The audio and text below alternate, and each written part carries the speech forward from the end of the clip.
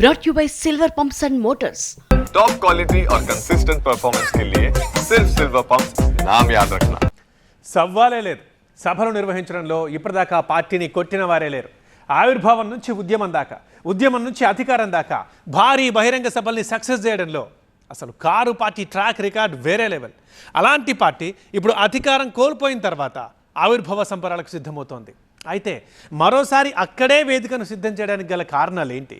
ఎందుకు అదే ప్లేస్ని బీఆర్ఎస్ బాస్ ప్రిఫర్ చేస్తున్నారు? 25 వసంతాల గులాబీ జెండా, రజతోత్సవ మహాసభపై ఉత్కంఠ. అధికారంలో అదరగొట్టారు, అదే జోష్ కొనసాగిస్తారా? ఉద్యమ ఖిల్లాల ఉమ్మడి వేదిక ఊపునిస్తుందా? 14 ఏళ్ల ఉద్యమం, 10 ఏళ్ల అధికారం, ఇప్పుడు ప్రతిపక్షంగా కథనోత్సాహం. మొత్తంగా గులాబీ సేన 25 వసంతాలు పూర్తి చేసింది. అధికార పార్టీగా 10 ఏళ్ల పాటు పండగల ఆవిర్భావ వేడుకలు చేసుకున్న కారు పార్టీ ఇప్పుడు విపక్షంగా రజతోత్సవ వేడుకలకు సిద్ధమవుతోంది. ఉద్యమ కాలం నుంచి సెంటిమెంటల్ గా కలిసి వచ్చిన వరంగల్, కరీంనగర్ జిల్లాలనే ఈ వేడుకలకు వేదికగా ఎంచుకున్న గులాబీ పార్టీ అక్కడి నుంచే మరోసారి అధ్యాయానికి శ్రీకారం చుట్టాలని నిర్ణయించుకుంది. ఉమ్మడి జిల్లాల మధ్య పొలిమేర్లలోనే మహాసభ నిర్వహణకు జోరుగా ఏర్పాట్లు చేస్తోంది.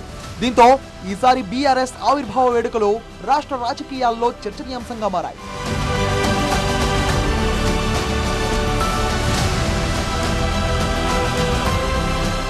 ఉద్యమ పార్టీగా అధికార పక్షంగా ఇంతకు ముందు ఒక ఎత్తు, ఇప్పుడు ప్రతిపక్షంగా మరో ఎత్తు. అందులోనూ 25 ఏళ్ల రజతోత్సవ పండుగ. అందుకే మహాసభ నిర్వహణ ద్వారా తెలంగాణ నలుమూల నుంచి కార్యకర్తలను, ప్రజలను రప్పించాలని చూస్తుంది గులాబీ సేన. అధికారంలో ఉంటే ఆ రేంజ్ వేరేలా ఉండేది. కానీ ఇప్పుడు ప్రతిపక్షంగా ఎన్నో అడ్డంకులను అధిగమించి అనుకున్న స్థాయిలో మహాసభను విజయవంతం చేయడం ఇప్పుడు పెద్ద టాస్క్ అనే చెప్పాలి. అందుకే బీఆర్ఎస్ సభ ఇప్పుడు రాజకీయ వర్గాల్లోనూ, ప్రజల్లోనూ హాట్ టాపిక్ గా మారింది. ఇప్పటికే అన్ని జిల్లాల్లోనూ సన్నాహక సమావేశాలు నిర్వహిస్తున్న గులాబీ హైకమాండ్ అధికారం ఉన్నా లేకున్నా బహిరంగ సభల నిర్వహణలో మనల్ని కొట్టేటోడే లేడు అనేటట్టుగా మనోధైర్యాన్ని పార్టీ శ్రేణుల్లో నింపే ప్రయత్నం చేస్తాం.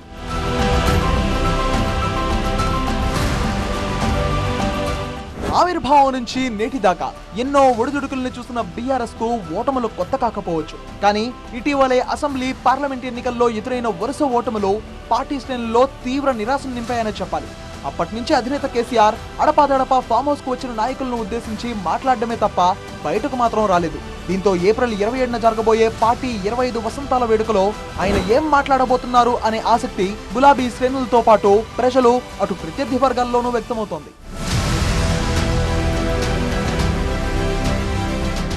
ఉద్యమ ఆరంభం నుంచి బీఆర్ఎస్ కు వెన్నంట నిలిచిన కరీంనగర్, వరంగల్ జిల్లాలంటే గులాబీ సేనకు విపరీతమైన సెంటిమెంట్.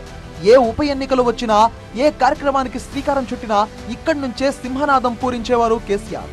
గతంలో ఇక్కడ బీఆర్ఎస్ నిర్వహించిన సభలో సక్సెస్ అయిన తీరు కూడా అదే రుజువు చేస్తున్నారు. అందుకే అదే సెంటిమెంట్ ను కంటిన్యూ చేస్తూ వరంగల్, కరీంనగర్ జిల్లాల పొలిమేరలలోనే ఈ మహా బహిరంగ సభకు సన్నాహాలు చేస్తోంది బీఆర్ఎస్. దీని ఏర్పాటు మొదలు నిర్వహణకు అన్ని బాధ్యతలు వరంగల్, ఉమ్మడి జిల్లాలకు చెందిన నేతలకే అప్పగించిన అధినేత ఎప్పటికప్పుడు దిశానిర్దేశం చేస్తున్నారు.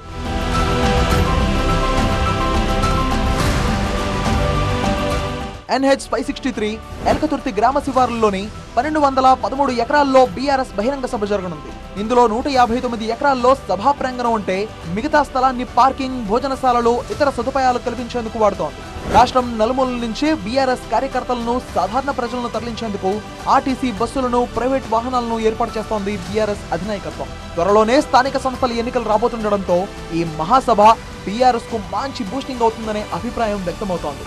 సెంటిమెంట్ ప్లేస్ లో సభ కొత్తగా వచ్చిన కష్టాల నుంచి గట్టెక్కిస్తుందా అన్నది కూడా ఆసక్తి రేపుతోంది.